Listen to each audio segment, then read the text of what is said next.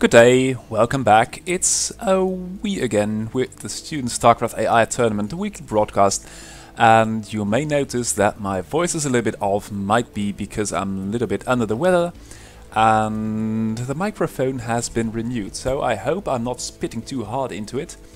I did some tests, so it should be okay. Of course, it's a lot louder than the microphones before, which has allowed me to turn down the microphone amplification and thusly the white noise as well. This game was proposed to me by Oyvind Johansson, going to play SSCAIT, but not before I show you what it's all about in Brood War AI land if we look at the rankings.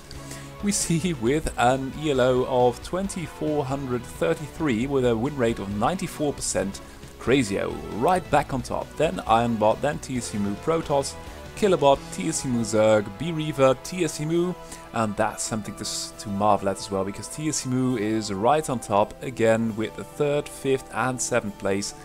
For if you were to play random it would be comparable, so that's very impressive to be able to pull that off. Killerbot with a 4th place, of course hasn't been updated since I think November or December last year, not competing with all the people updating their bots every couple of weeks. Then bwapi going strong, Synth there, and Eric Hammer dropping off a bit, and also Ironbot really tanking at the moment. ELO is dropping, win rate is dropping, and it's going to be all about finding out what's happened, today, why that is.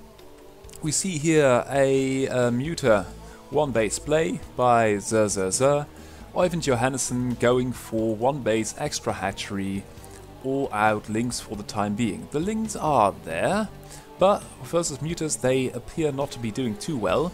That's unfortunate if you're a ling, and more fortunate if you're a mutalist, but the mutalists are being taken on a wild ling chase. Not really the most effective, because I think with 2 Sungers and a handful of lings you are pretty safe from double or triple the number of lings. And we see here, is this going to be an Evo chamber? Let's speed it up just a notch more. 3rd base for Johansson and an Evo chamber. Perhaps we might see some spores, and that's a development which has been going on for a couple of weeks. It's not only about lings and muters anymore, there is also the tendency to build more spore colonies. Of course they are a little bit late, and the result is that a lot of lings die in the process. A couple of drones snuff it too, and there is no spore here. There is one there, which has been okayly placed, but then again these muters here can take exact a toll on any passerby. Another base for SSCAIT as well, and the lair at the 3rd, 4th base being taken by Johansson. So Johansson seems to be taking a lot of hits and sacrificing the natural and a couple of drones and lings in the process. Oh dear, dear, these muters are not happy with that. One spore does so much for them, or against them, and they are taking on... Oh, there is a ling sneaking in. Is there? There is no spore here, so the idea is okay by Johansson to go spores, but you need more than one, especially since the muter count is going to rise. And even though that's a lot of lings, so SSCAIT not properly analyzing that, it can't do anything with lings at the moment, not building any more muters, that's strange. Nevertheless, killing a lot of drones and a lot of lings. The drone count for Johansson is magnificent, losing a lot of drones, but with 4 versus 2 bases it can afford to post a couple of losses. And SSCAIT going for a spore of its own. And now we've got the spore versus muter play. It's only waiting to sophisticate that spore play, but at this moment not really much for spore play. Oh, and there is the air force of the blue Zerg, Oyvind Johansson, and oh dear, the muter is running for its life. Oh dear, dear, and there is a lot of eco behind this muter switch for Oyvind Johansson. This base is dead. But I think that the standing army with the Scourge can do okay. They look not to be engaging, and this muter flock is rather large. Oh dear, it's not a good decision to waste Scourge on an Overlord, can tell you that. The Lings are going after the Spore, And that's a lot of air damage. And the Scourge refuse. Oh, there they go. They all hit one muter. And it's now anyone's game basically. Oyvind Johansen with an army supply of 4. Drones come off the line, sunken holds. And it's by the grace of this unharassed third that it's still in the game. Army supply for Zer's getting bigger and bigger. But Zer's not really making the right decisions, making a lot of sunkens. All the while there has been virtually nil Zergling pressure. And with the increased economy, I think that Johansen can pump out a lot of Muters and a lot of Scourge. Although the fighting decisions are rather awkward, it looks like the Luftwaffe of Zer is suffering horribly. And there we go. There are even some Lings fighting the Muters. That's a good decision because they may catch on some of the glaives which are bouncing. And now Oyvind Johansen is out on the map. Its air force is increasing. Drone count's pretty much higher and it's 3 versus 2 base. Zer keeps building Lings and I don't know why that is. These are about 4 Muters, but by now Johansen should have a larger Muter flock. Then again, its fighting is horrendous. The Muters are getting picked off one by one and they're killing Zerglings all the while they're being shot at by these Muters of Zers. And the Scourge, they refuse to get in there and do damage. That's really silly. Meanwhile, third for Zers finished, and look at this wave of air units here. There is a sunken, so these Lings are in for a bit of impaling. And now Johansen is clearing the sky once again. That's pretty well done, but still I think that the Muter micro of Johansen is pretty suspect. And with Zer having the superior micro, now catching up in economy and raiding the third, all the drones have been evacuated or killed. It's really a matter of time only before Zer's going to run away with this. Decision making wise, so many Lings have been built, and I wonder if I need to tone this down just a little bit. Okay, so there we go. And Zer is running away with this. Oyvind dropping in supply. The Muters are not effective at all. They do manage to chase away the Muters of Zer's. I don't know why that is, because Zer's got the way superior air force at the moment. All Muters in one flock, they can basically one-shot enemy Muters at this point. Lots of Lings, third up now, and it's, well, there we go, lots of Scourge, but the combat decision making from Johansen is just very rudimentary, and Zer, even though he's running away again across the entire map, is stacking Muters, and this one, yeah, the sliver of health left, is going to be shot, and there you go. Look at the damage being dealt, and there goes Zer again, just doing damage. Oyvind clawing its way back into the game, work account wise, pretty nice. But at this point, Zer is fighting economy with fighting units, and that's always in favor of the person or the AI wasting fighting units to kill the enemy eco, especially if the economy is comparable. This base has been shut down, only a little bit of gas being mined, and Zer is doing a preventive action. All this base will not be taken. And oh god, what a mess. But now Zer's all over this, damage being done, and there we go. So Zer is going to win this, fourth base being taken, and now the Lings arrive, taking down the natural hatchery. Is there music still? I don't know. I'll need to do some more sound testing, but it looks like the music's still playing. Zer with a single Muter cloud doing lots and lots of damage. Oh dear, 70 versus nil army supply. Oyvind Johansen, nice start, but really couldn't get its show together, and Zer's now all over the map. No hive tech, just staying on Muter, and that's something, well, Zerg versus Zerg, you can justify that, just staying on Muter. So that's the first game, and let's pop into the next game, also sent to me by Oyvind. And Oyvind this time is playing as the Brown Terran. Let's see how his Terran is going to be versus TSEMU Protoss. TSEMU Protoss, of course, doing very well. Third place on the ELO ranking at this moment. And it's just a monster. versus everyone that is not really top tier. And I must commend Øyvind Johansen for making a random bot which is so well versed. And of course it's a lot of work to get all your 3 matchups up to scratch. They are up to scratch, but now to beat good Zergs like Zer's TSMU Protoss will be another adventure entirely. And it looks like Johansen is going for a little bit of a bio play, and all the Marines are going to file out one by one. There are a couple of cannons, which is not too much.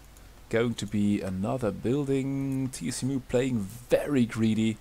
Øyvind going for a factory switch all of one base. TSMU with the Forge Fast Expand much higher on the economic ladder at this moment. But here comes the expansion for Johansen. Oh, and this Zealot is doing some mopping up of stray Marines. And the army supply for Johansen is 3, and that's only Marines. Oh god, I did it again. Sorry, shouldn't select too much. I thought that bug was fixed. Oh damn, sorry about that. There we go again. And we were about there, supposedly. So, TSMU sitting behind the wall. And Johansen about to take his natural. Yep, there we go. There we go. And there will be a Zealot coming in. And if I don't over-select anything, it's going to die. Nice kiting by Johansen, but you need a couple of more Marines to do that effectively. TSMU just filing in units one at a time. Doing okay, but versus a tank and a Marine, oh, that's really bad, because... oh, the repair is just going to be enough. The SCV is getting repaired, the tank is getting repaired, and this one tank is going to keep Johansen into the game. The Goon dies, and the Zealot might die as well. What is TSMU doing? Just wasting gateway units like that. You can't do that if the enemy is on 2 bases, producing a hybrid mix of bio and mech. And now with siege mode 2, it's just going to be, if Terran keeps on grouping well, Protoss is in for a hard time, because you need such good micro to break a siege contain. And with the added support of Marines, Firebats and Medics, it's just, oh, this one tank got caught off guard, that is, and now Øyvind Johansen is slowly pushing. TSMU is just going for more gateway units, and it can't really break the siege contain with this 5 goons. That's dangerous. And now going for a small incursion, wasting some workers, but with the workers, the goons and the medics, small bit of bio coming back. That's an interesting setup of oh god, it's so much action. TSMU now coming over the hill. Army supply-wise, TSMU is doing great. But with a couple of well-placed tanks and M&M being so powerful, ooh, that was a nasty mine. But TSMU, ooh, that was very, very close. Now with 2 tanks, with the repair, and although there are a lot of goons, I think that Øyvind is going to handle this just fine. Worker count of Øyvind is going to drop a little bit, but as he's double compared to TSMU, I think that is okay. Lots of blue soup, and if some SCVs snuff it, that's nothing to worry about for our valiant Terran. No 3rd for TSMU, no tech.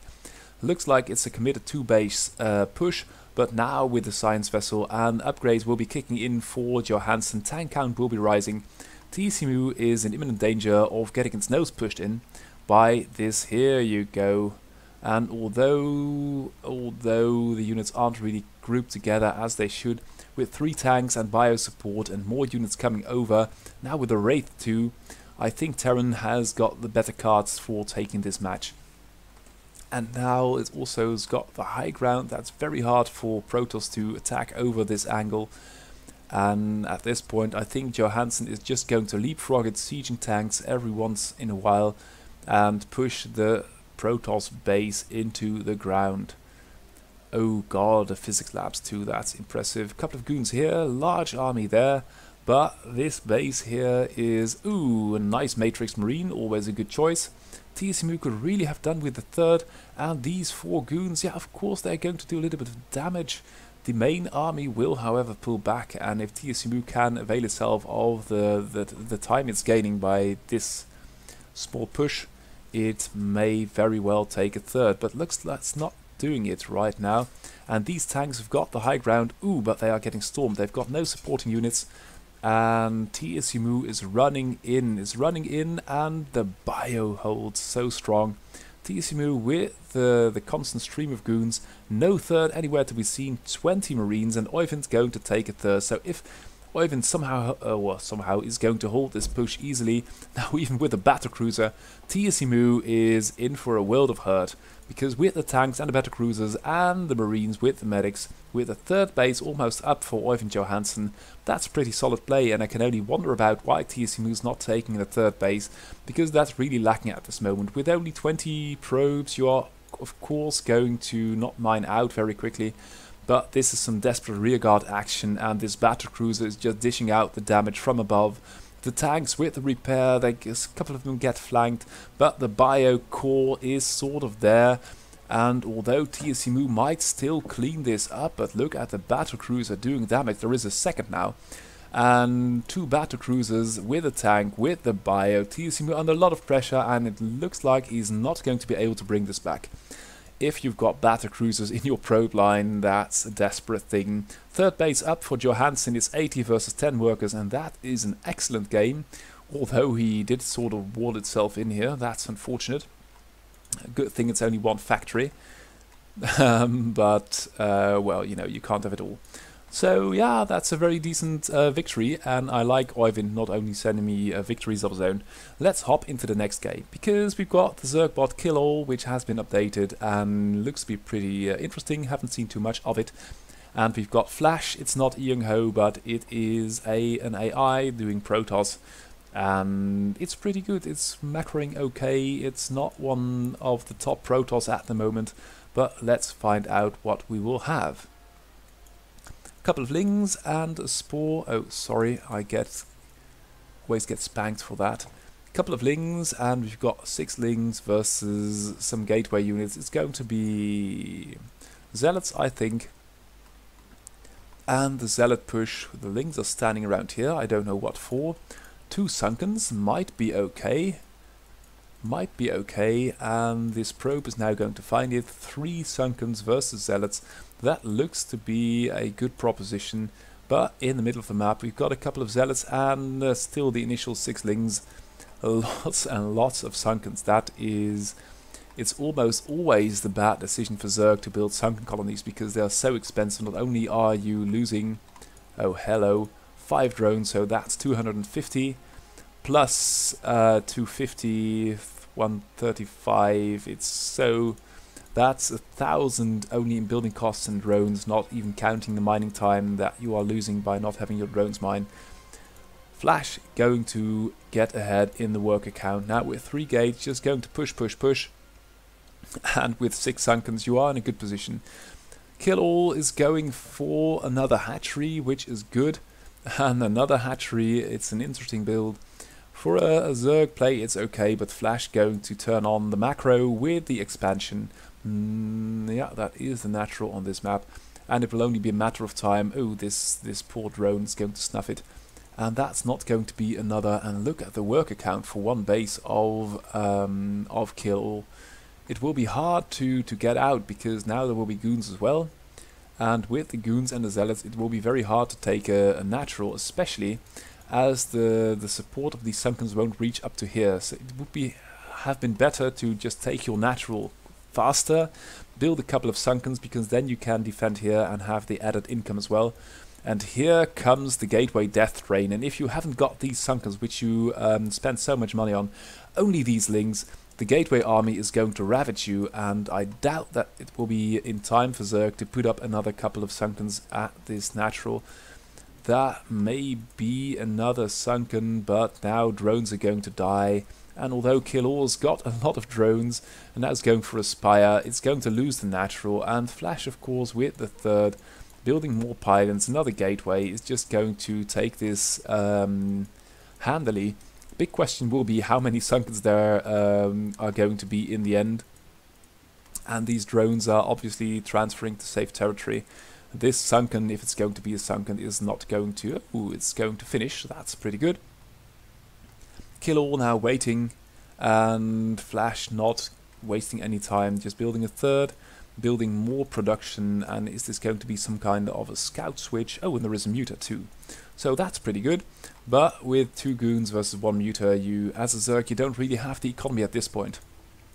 And although you are long distance mining gas, it's a slight impediment to your build order if you're not going to be able to produce units of a 2-base economy. And this sunken is not really well placed. It's going to die because it's so juicy and squishy. These protos are just too strong.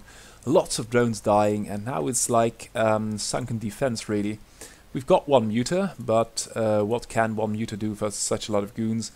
And well, the starports will be used. I think it might be carriers.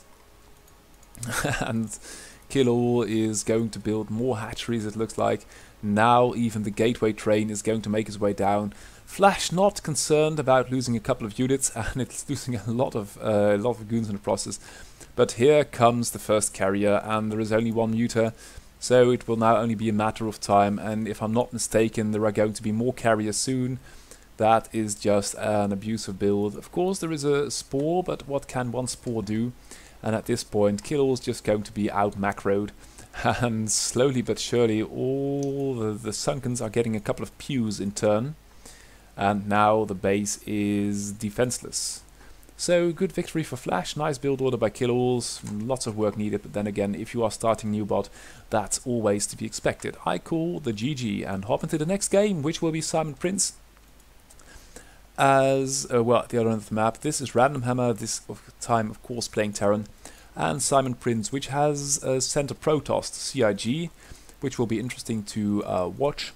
And Random Hammer has had an upgrade for Steam Hammer 2, and I cannot but commend Jay Scott, the author of Random Hammer and Steam Hammer, for all the work he's done. There are so many bots now based on Steam Hammer, which of course is based on University of Alberta bot, but it's so much more advanced than University of Alberta, and that is really what's pushing Brute War forward at the moment. These are ready-made bots which are so good, which you can use to improve a specific routine for, or the micro or the macro, or do build orders or decision making or anything like that. And that structured approach is just going to make everything better and bigger. Random Hammer with the 2 Marines and the Vulture wasting a lot of SCVs, and this bunker is really, and there you see the difference between taking, because if you're going to build a bunker, where the way these Brute War maps are constructed, you can also put it here with a depot here or a barracks, and there you have a choke and you can defend that. Now with the tank, of course, Simon Prince going to be okay, but Random Hammer with the expansion already, and oh, look at that spinning Vulture, that's pretty pro. At this point, Simon Prince is just going to lose a lot of units, and will take some while before, oh, with good tank placement, he could make it down the ramp. And these Vultures of Random Hammers are spinning out of control. Simon Prince on 180 APM, that's pretty good. Just not misusing any APMs he hasn't got. Random Hammer is flaunting 10k plus APM, now dropping a little bit, but these Vultures are really something. And that's an okay bunker, could have been built here, but with the tanks, the Vultures are now going to be pushed back, and although Random Hammer's natural stands a little bit faster, Simon Prince got a couple of tanks which are going to come in handy in the mid-game conflict. Now, both players going to choose a tech path, and I think looking at the supplies, Random Hammer is a little bit ahead, especially worker-wise, because its natural has been up so much longer. But it's still producing workers. Only, no, not really. I think Simon Prince is going to catch up. But with the tanks arriving for Random Hammer at this point's got the map, because before Simon Prince is going to break out of here, it's going to take some doing. And Random Hammer now inching its way forward. It's just over. Oh god, that's pretty pro. And I shouldn't be selecting too much, but the tanks are rolling everything into the ground. And although the supplies are rather equal, if you got this kind of a tank siege up in your enemy's natural, it's going to be one hell of a massacre. And taking a third behind that, that's pretty good decision making. More production outside of the base. I don't know how happy I am with that, but as you've got the game won already, it's now 26 versus 45 workers. The natural is going to be raised to the ground anytime soon. And although these tanks are sieging and sieging like mad, that's still something you've got to work on as all your coding tanks. It's when to siege, when to unsiege, and they are not going to engage this command center at all. That's now gone, and with the 4th base coming up, this constant stream of reinforcement in the already superior army of Random Hammers leaves. Oh, and all the SCVs are gone as well. So that's going to be the game. Hop into the next one, because we've got Steamhammer, which, as I said before, also received an update, and as it is sort of the flagship, the name giver to an entire dynasty, people just using Steamhammer, it's my pleasure to watch this game unfold and see what's been brought new to the game, of course. Presupposing that bwapi is going to be a cooperative Protoss. You never know about that. That's an interesting build. It's three pylons into a gateway. What's that about? And the same can be said here. Steamhammer is just going to do the natural hatch first, then spawning pool. And by now, bwapi seems to have normalized. It's got a lot of oversupply, but means of a 2-gate he can build a couple of zealots. And these lings, oh, that's very nicely walled off. That's, you saw them move up a slot. That is very pro. And if a new zealot arrives, they just hook tighter together and wall that off completely. No Zergling is going to come in here anytime. Army supply wise, they're rather balanced. Worker supply wise, bwapi is way in the lead. So Steamhammer, oh, that's a desperate attack with the Zerglings. Not really working. bwapi repositioning its zealot, only minus shield damage. Oh, that one got out of line, so that dies. But the other zealots are not touched at all, and that's StarGate, which is going, I think, to produce a Corsair or a Scout. But by now, Steamhammer's pouring on the pressure and is now in the base of Protoss. The drones are coming off the line to help defend, and that will certainly equalize the worker numbers a little bit. But with the zealot popping out of one of the 2 gates, I think that Zerg is going to... Oh, the lings are getting pretty low, so they choose not to engage too much. And the question is, oh, there's the first Corsair. What has Steamhammer been doing behind this? Looks like building a lair, could have taken a third, but it needs some kind of anti-air versus this one Corsair, which is just going to do a scouting round for the first. Oh, and the lings are in again. The lings are in again because Steamhammer is just producing so much combat units, and bwapi is struggling to get a foothold with 16 workers still and a lot of mining time lost.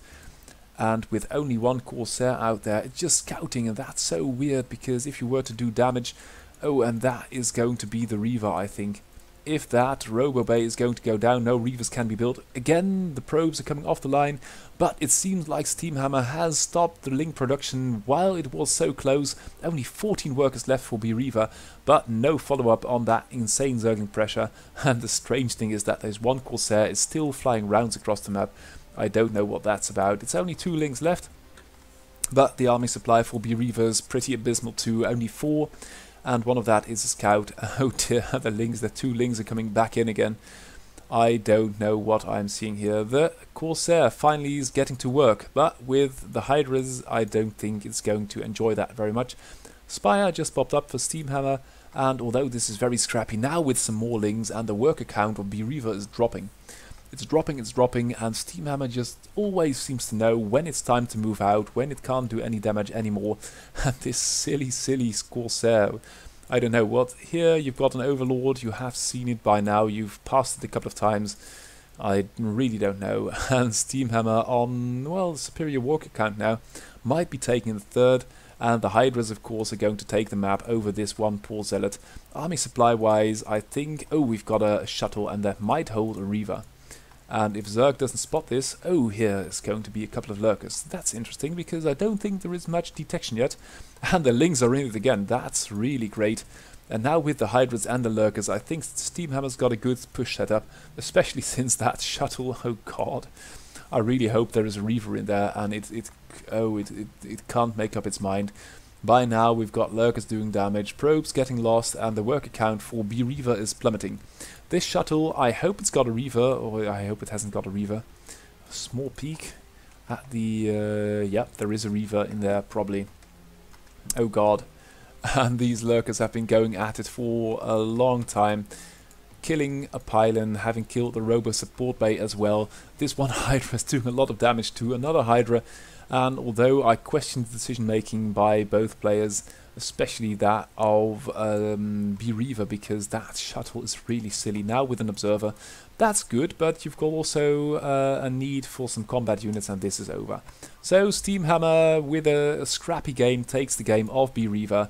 hop into the next one, because it's BFT Joe versus Purple Wave. Purple Wave, having received an update too, grown to be in one of the better Protoss, so let's see what it's going to do in this one, in this game. BFT Joe is about to build a very aggressive spawning pool. No hatch first, like we saw the couple of Zerg games before do, and now we've got, oh dear, that's really hitting the red button. 2 cannons and about 10 probes. How many are left here? 2. What the hell is that? I don't think that Dan really meant that for his bot to happen, because it's only 6 Zerglings. If you've got 2 cannons, there are only 2 or now 4 probes working there. Natural, meanwhile, has been taken by BFT Joe, and I really doubt that you need this many lings to... Oh, there they go back again. But they have been absent from mining for almost 2 minutes, and at the start of the game you can't really afford that as any player. Then again, Nexus being taken, so perhaps it might recuperate. SimCity's pretty good. Might add 1 or 2 cannons, but then again, if you're going to get a Hydra switch off the Zerg, you might as well attack a little bit harder, build a Reaver, build Storm, with Templars of course. And that's just, aside from the massive probe defense, is a pretty eco-heavy build by Purple Wave. Now, how many workers have we got for Zerg? Only 13. And again, a Sunken. I don't know how I like that. I really don't, because as a Protoss you need a couple of cannons just to be safe. As a Zerg you don't really, because you've got the mobility on your side with these lings, and you don't really need to invest in a Sunken. Well, it's nice to have one, like we saw Kill All do with about 10. That's way too much. And this is just ballsy play by Purple Wave, because although you can out-micro a couple of Zerglings, it's... Oh, I shouldn't be selecting things. You can out-micro a couple of Zerglings. It's way too early, because Zerg might easily... Oh god, here it goes. And that might also be one of the reasons to move out, just to dupe the Zerg into building a massive forest of Sunken colonies, wasting any offensive potential it's got. Now going, I think, for a Spire. But by now the probe count is absolutely massive. It's double that of Zerg, and although these Zealots are not getting in, there is a Hydra now, and these Sunkens are way too much for 2 badly damaged Zealots. Oh, only 1 now. It can only be bad for Protoss. Now with a couple of Zealots and Cannons, they are adjusted ever so slightly. That's a good position, and I saw the probes doing something similar. Of course I like it much more when Zealots are doing it. Now, the Spire is nearly finished, and Zerg for the time being is pretty safe. The Hydras are not in sufficient numbers, I think, to contest these roving bands of Zealots.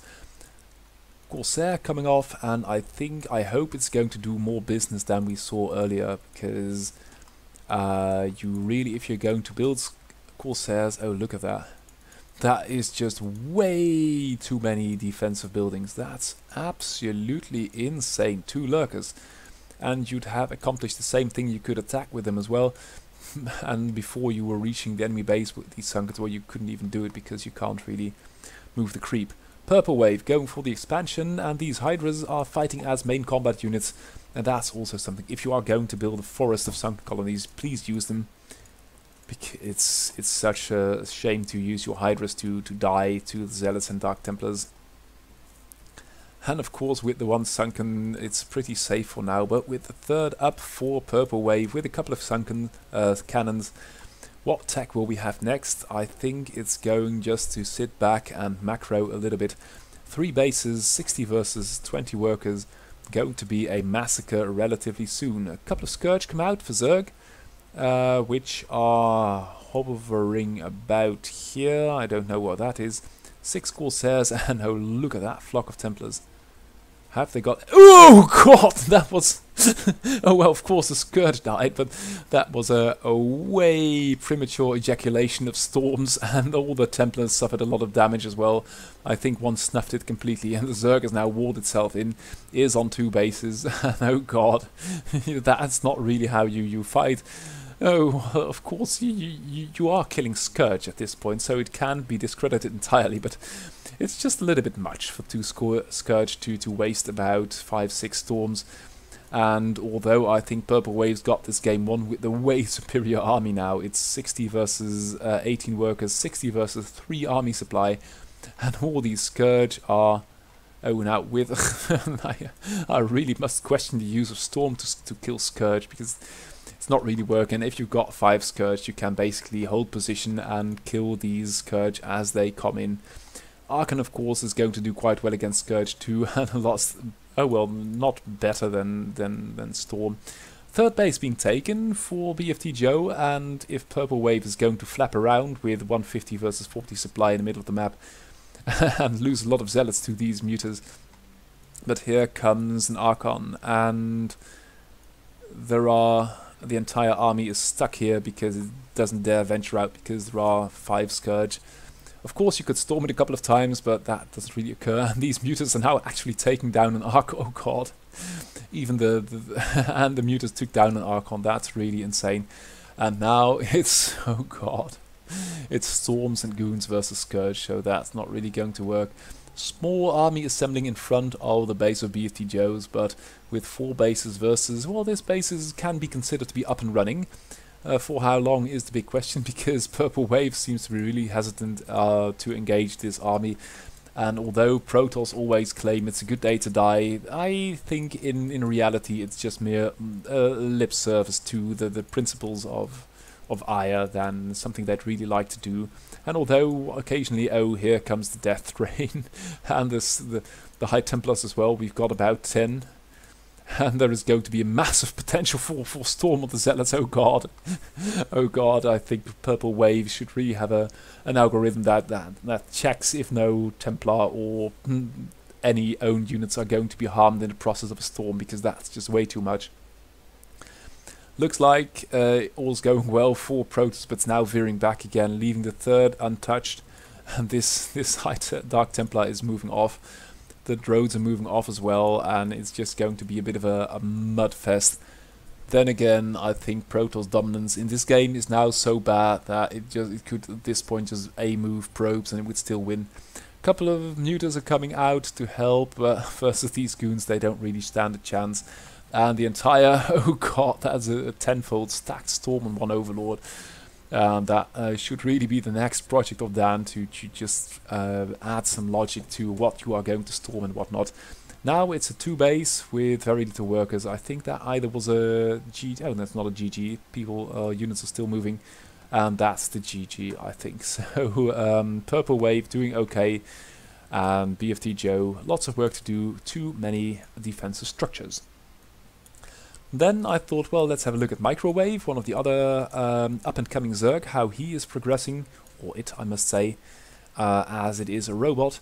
And as an opponent, I took Lucas Moravec. Lucas had been updating like a madman a couple of weeks ago.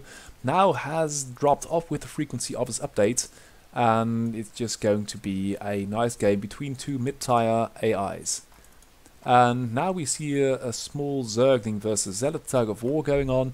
I think with 5 Zealots you might take on such a small bunch of Zerglings. Yeah, there they go. One snuffed it. Fell prey to the Psyblades. And gas being taken. Worker count pretty low for Zerg. And you've also got to be careful that you're not going to be overrun by Zealots, because Lucas Moravec is ahead with 18 versus 5 army supply. Oh, and here we go. So that's a proper use of Sunkens. If you're going to be 1 base Zealot pressured, if you've got a handful of Lings and 3, 4, 4 I'd agree to. If it's going to be 5, I don't know so much anymore. But for now, I think Microwave's going to be okay. Worker count definitely too low though. That's going to bite it. That's the 5th. And basically what you are going to see is going to be Zealots versus defensive structures. Here comes the lair, and really I think you can defend now. You need gas too, because if you're going to do a muta switch you're going to need more than 20 gas and 12 workers. Hello. Lucas going for the expansion, nothing more in the way of tech, and the Zergling hordes are increasing in strength as well. So that's something that you've got to be wary of as a Protoss, because you either need to fight or pop up a couple of cannons and now they will have to fight, otherwise the Zerglings are barely taking any damage, are going to hurt probes and delay the economy. Now they are fighting at the ramp, but more Zerglings are coming, and this is very ballsy play by Microwave, but Microwave relents, and that I think is a good decision, because as if I've been watching this correctly, this is going to be a Spire. Yep, that's the Spire. Still only 14 workers, and a large Ling army worker count for Protoss, way out of control though. So if Zerg can't really get anything done with the Lings, it's going to be a bloody massacre. And I'm just going to make this a little bit louder once again, because it adds a bit of atmosphere, especially if you've got Zerg music during the Zerg play. Lucas now pulling all the stops, going for the macro. Yeah, of course.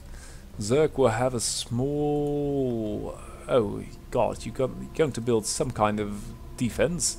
And though you've got a couple of cannons, you can't let Zerg go on without 0 army, okay, or 4 army, but your natural's undefended and it's full of Zerglings and Mutas. That's not really how it's going to be. Surely not. 4th base being taken, and that is either a crash or a GG. I would be severely surprised if it was a GG, because I don't know Lucas does that. And I think it's crash, because this doesn't make any sense. Oh, it's got 0. Oh, of course, if it dies, it's got 0 workers. Okay, I don't know. So, where we ended last week is that Krasi0 and Eric Hammer and Ironbot are dividing the share, the spoils of war between them at the moment. We've seen TSMU bounce back, and perhaps I should have taken a TSMU game as well. But for now, let's go back to last week, where we have Eric Hammer and Krasi0, and this has been an interesting development. Iron has been not been as active with updates as he used to. Igor Dimitrievich, the author, told me he had been busy, so that can be expected. You can't really keep up with the murdering frequency of updates that people are going to put out, to churn out every once in a while. A lot of them are students, and if you're not a student anymore, it can be really hard to keep up with all the updates. But nevertheless, Iron is a very stalwart AI at this moment, and it will need some doing to take its place from the ranking completely. Krasi0 is not the fastest updater, but if you look at which bot has been updated the most, Krasi0 has been going for years and years and years. He was almost been there since forever, and he just got such a good feel for the game, and after his last grand restructuring of his bot, it's massive, and he's learning every more, playing more aggressively, and it's just a beauty to behold that. Krasi0, thank you so much for this game. I don't know if it's going to be beautiful or rather stupid or just, I don't know. But it's always an honor to cast your games. And the same can be said for Eric Hammer, because Eric Hammer is working so hard at the moment at pushing updates. Keeping in touch with Krasi0, that's always a good idea, even if you're not pushing in and out like a madman all the time. It's good to see, because if a small push is leaving here, it's going to take a while to hit that base here, and you can do something about that. And if you're going to sit back home, you are only going to see the push when it's there. And now that poor eBay is going to take a bit of a spanking from the Mutas, and is going to drop out of the sky. And Krasi0 by this time has built a couple of turrets, but it looks like there are no Mutas yet. So Eric Hammer is going to... Oh, and it's going for the SCVs, which may be a valid choice. And for the Goliath as well, but incurring some damage from these turrets. Lots of damage being done, and I don't know if that's the good choice for Eric Hammer, because Krasi0's worker count is really high, and although we are going to do a lot of damage to SCVs, he's got a lot of SCVs. And if you are going to waste Mutas like that, you are probably better off just picking off targets which are free. So just, for instance, this depot you can take off for free. Then if a Goliath comes out, you pick that off, and not just go crazy over this area, because you've got 1, 2, 3, 4 turrets and whatever comes your way in Goliaths 2. Krasi0, 45 versus 20 workers, no new base for Eric Hammer, and that is really one of the hallmarks of good play, because these Mutas have spotted that Krasi0's got a couple of tanks and a couple of Goliaths. if you've got 10, 15 Goliaths, you can't do really much with Mutas. So you need the option of spending another 200 minerals to make this a little bit more safe versus Goliaths. Could take another base, because while you have Krasi0 sort of contained, you could try and capitalize on that. Now Krasi0 just doing its thing, building Goliaths, building SCVs, just slowly and surely. Oh no, SCV production has stagnated. And here come the Mutas again. Third base finally being taken by Eric Hammer. Eric Hammer is on a decent drone level. That is good too, because if you've got the enemy contained, either you've got to macro more or build drones, which is a form of macro as well, of course. But you've got to bolster your economy, because these small mech pushes of AIs have grown to be so deadly. But the grouping is so good, and there are Marines and there are SCVs which are going to repair anything. And although Krasi0 is relatively low on the APM, only 3,000 actions per minute, and Eric Hammer is doing 10 times that, here you see the Sunkens have been morphed. Krasi0 is going, oh no, that's not a base, might be a little bit faster with a third too, but the army is doing, oh, that poor Goliath is getting caught off outside of the safe zone of the group. Krasi0 is slowly but surely expanding its dominance and could really do with the third, because Eric Hammer's got the third up.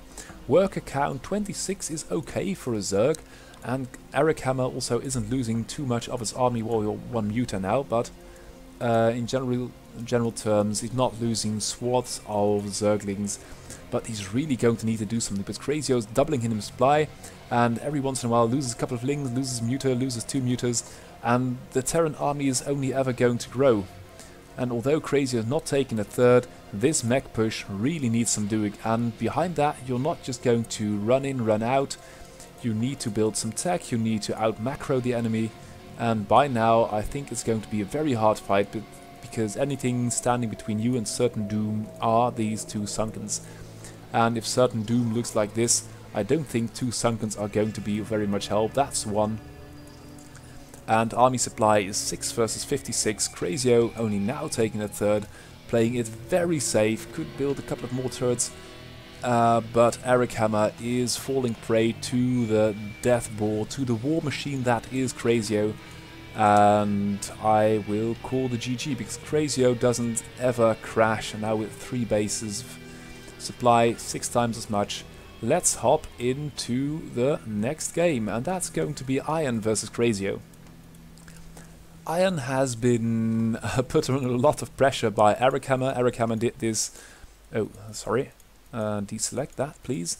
Eric Hammer did this beautiful Zergling into Hydra into Muta switch, which caught Iron off guard. Couldn't really manage that. Iron has been experimenting with ways to counteract that, but isn't really, has been shaken badly, and also in the confidence as well, because as long as you're attacking, you've got the enemy on the back foot, and if you've got that, it's always easier to play if you are with a peace of mind at home. You can just build workers and build technology, and what the enemy's doing, the enemy's under pressure, so it's got to keep its eye out with the units at home. It's always better to be on the offensive than on the defensive. So let's see what Krasi0 is going to do versus Iron. Iron going for the vultures once again.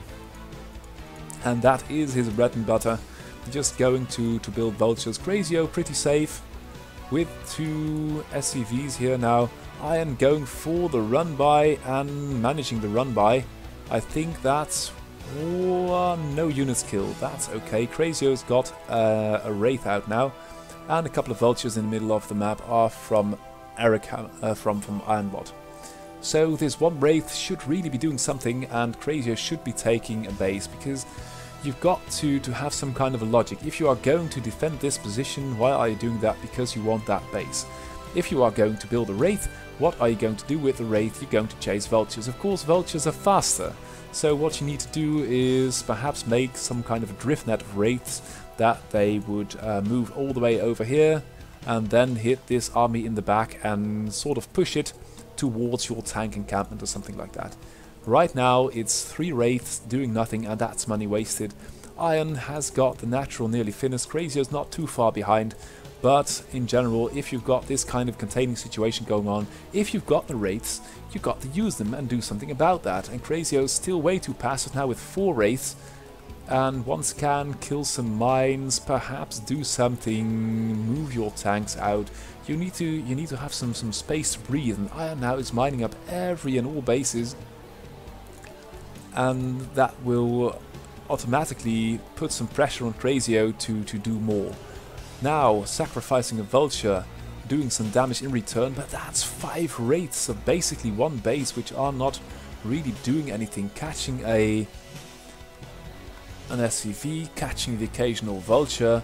Army supply wise, Krasi0 is doing okay, but it's so passive. It's so very passive. Iron is all over this, and Iron is now going to build Goliaths and Wraiths of its own. So these, with a couple of turrets, this Wraith thing will become worthless if you're not going to harass with it. And you can't really use them as a straight up battle unit versus Goliaths or Valkyries or turrets. It's just too expensive. And by this time you've got 1, 2, 3, 4, 5, 6, 7 Wraiths. That's 700 gas and 1050 minerals being absolutely useless. You might have built a couple of tanks. You might still clear this here with tanks, because there is only vultures and a couple of mines and Goliaths. You can just... I do feel that despite its pushes, the general play of Krasi0 is too passive, and Iron now taking advantage of that, taking the third. Krasi0 has got an SUV out, but this is clearly outside of his zone of control, and only now inching a couple of tanks forward and trying to do something about that. That's pretty good. With the Goliaths, Iron is just going to give way, make the contain, and Krasi0 with the cloak raids is going to take advantage of that, taking the third. That third is not safe.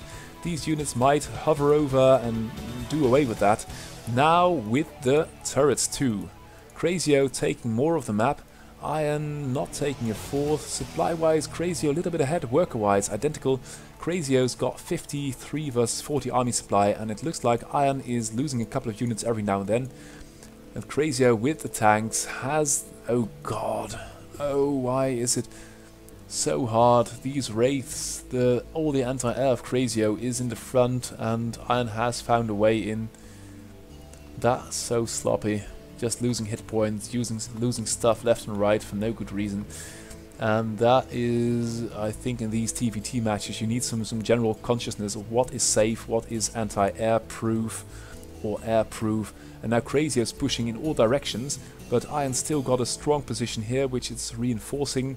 And although Krasi0 is putting pressure on this general area, this small pocket of units you can't really have to a mining third. You've got to defend that somehow, and it's only a luck that Iron is not taking advantage of that. Supply wise, Krasi0 ahead still, and that push is coming nearer and nearer Iron's natural.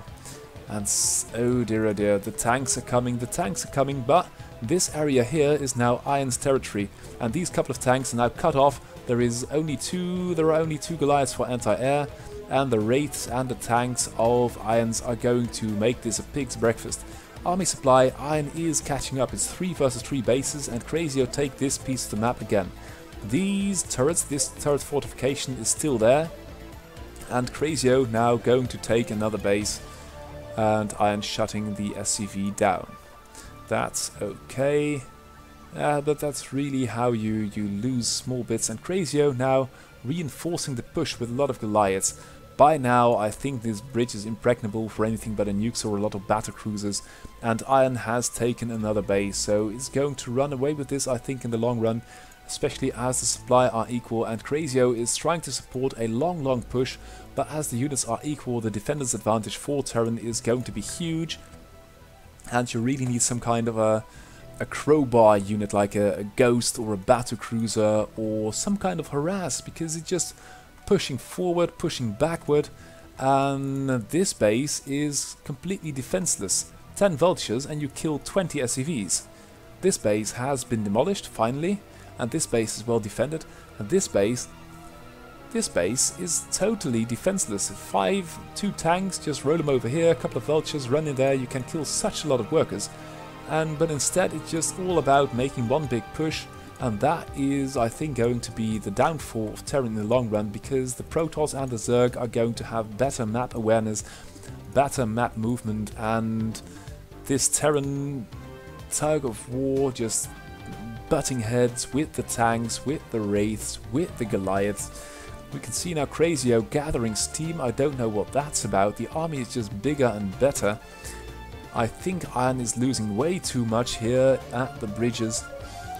And Krasi0 now finally with the drop here. A couple of Goliaths come off the line to help, but that is how you do it. A couple of tanks, a couple of Goliaths, and it looks like Krasi0 is going to do this game to win this game. Iron can't really get out. Krasi0 is nearly maxed. Iron is really struggling.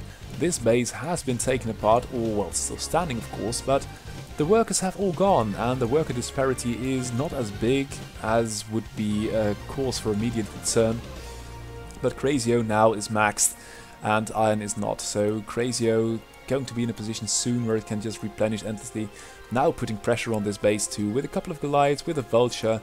And Iron's only got a Vulture and a Wraith, so that's not really going to work. And if this base is down, the main of Iron is out, Natural is going to be gone soon too. And even though the SCV production here is coming, was replenishing the worker numbers, worker-wise, Krasi0 is way in the lead. And with this contain here, I think that is very deadly. But for the future of these Terran tugs of war, it's going to be much more... I hope it's going to be much more adaptive, and this defensive position of Irons is slowly being torn to pieces by Krasi0. Krasi0 not banking gas, just being a little bit better than Iron at the moment, but now it will see the gas count climb.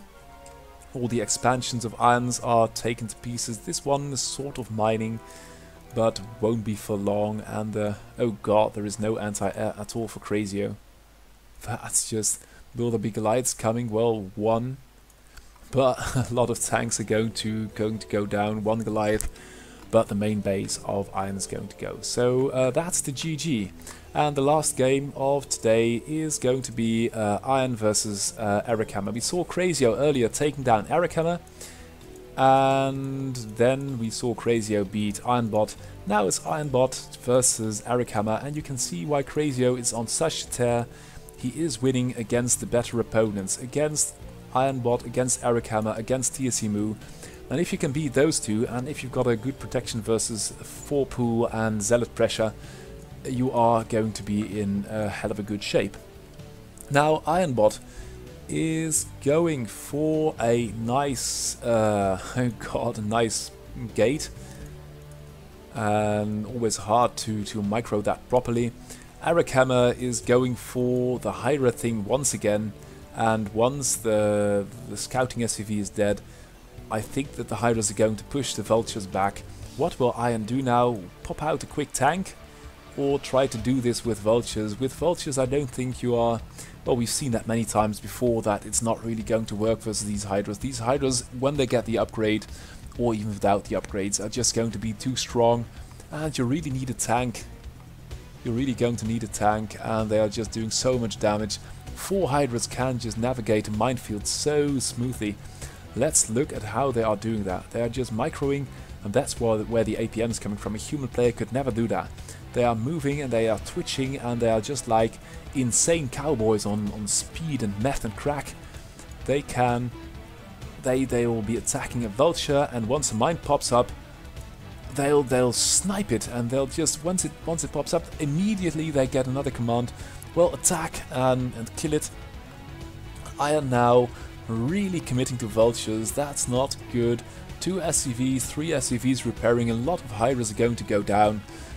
And what? Oh, the bunker's going down. How is that possible? Only 2 Marines in there. And now with the Vulture, with the tank, with Marines, Iron just barely holds. Tanks untouched. But, okay, well that's a relatively mild contain. Only 1 Vulture with 0 HP, which is not being repaired. And the 3rd base in a dangerous position for Eric Hammer. Eric Hammer's army, though, has been reduced greatly. And Ironbot now with the SCVs and the tank. Oh, it shouldn't be out there. Oh, come on. You're not serious, because this 2-base Zerg will just make a bunch of Hydras and roll over that single tank with 2 Vultures. Yeah, that's going to be a good shot.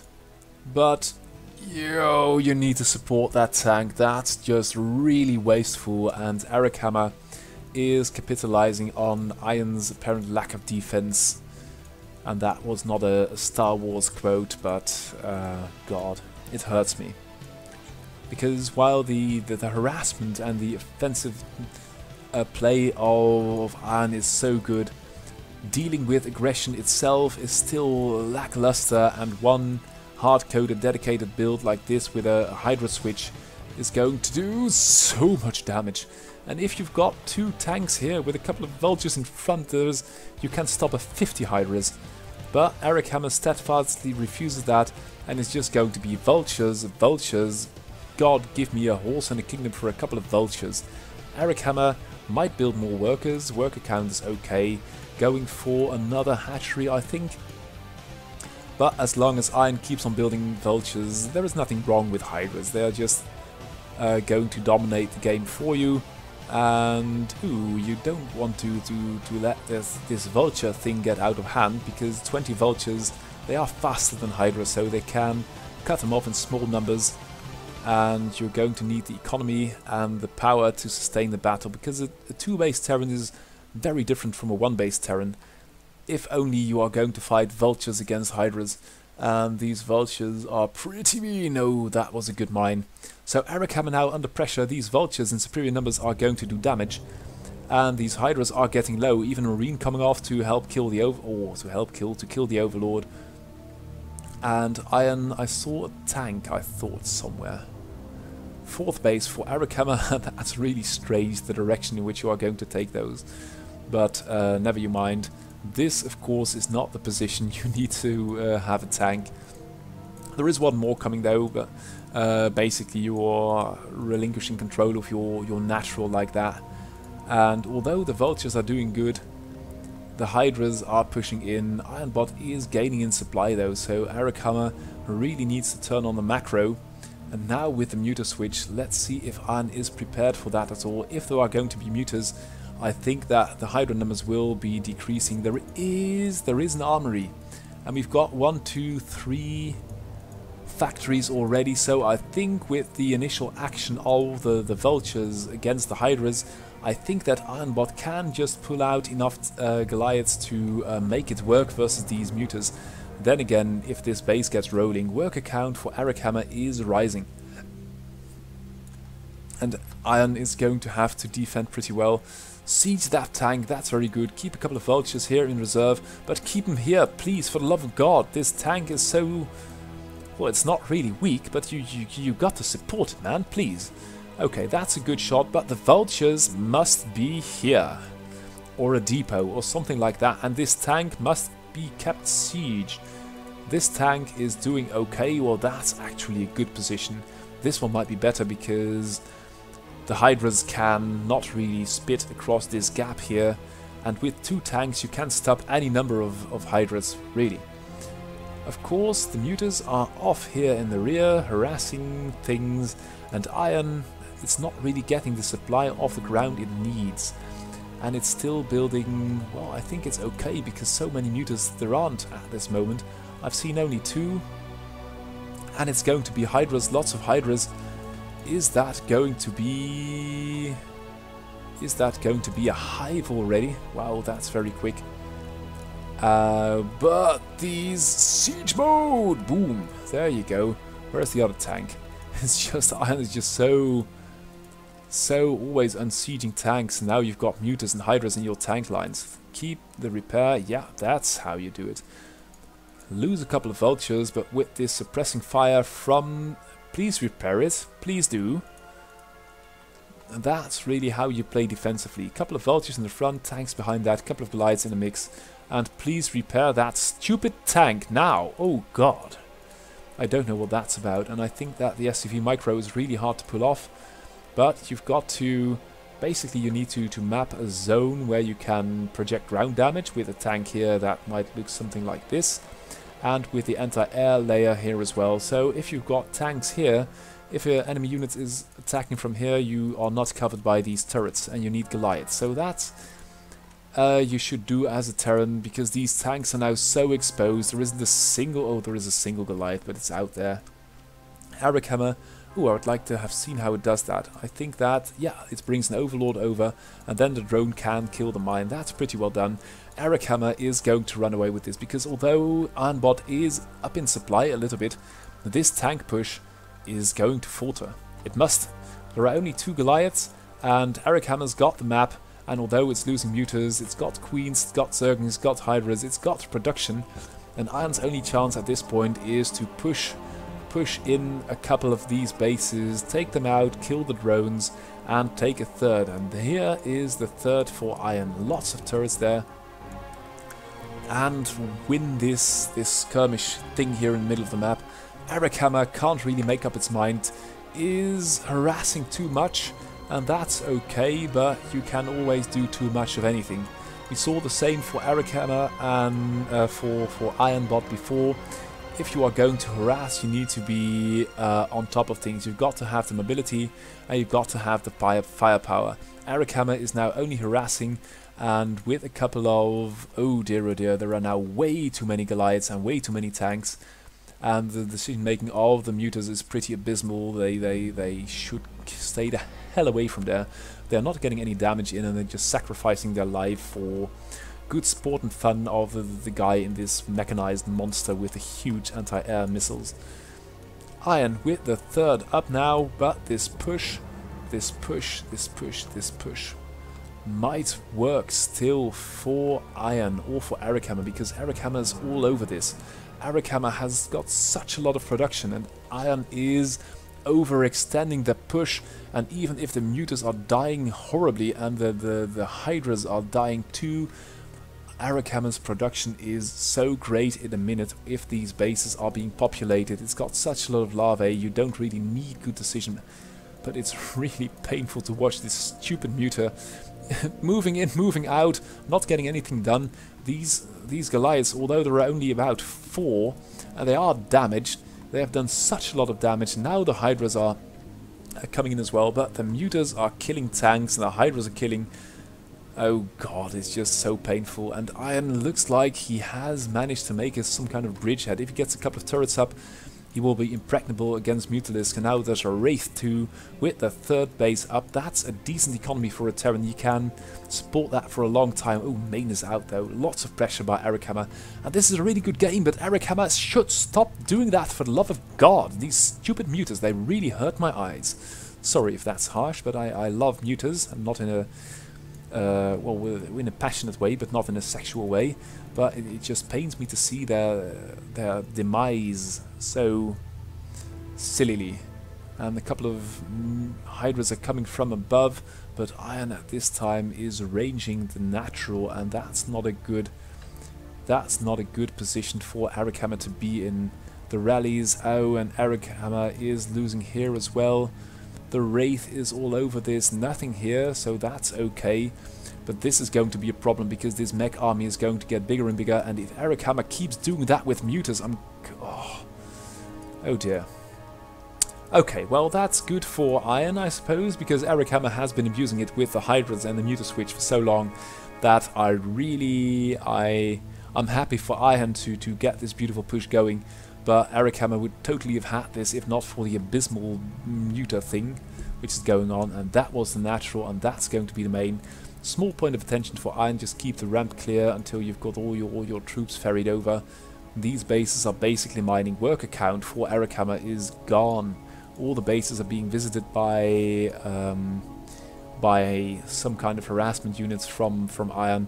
And Iron is going to take this. So this is the GG. Once again, I thank you for joining us on this beautiful Sunday evening.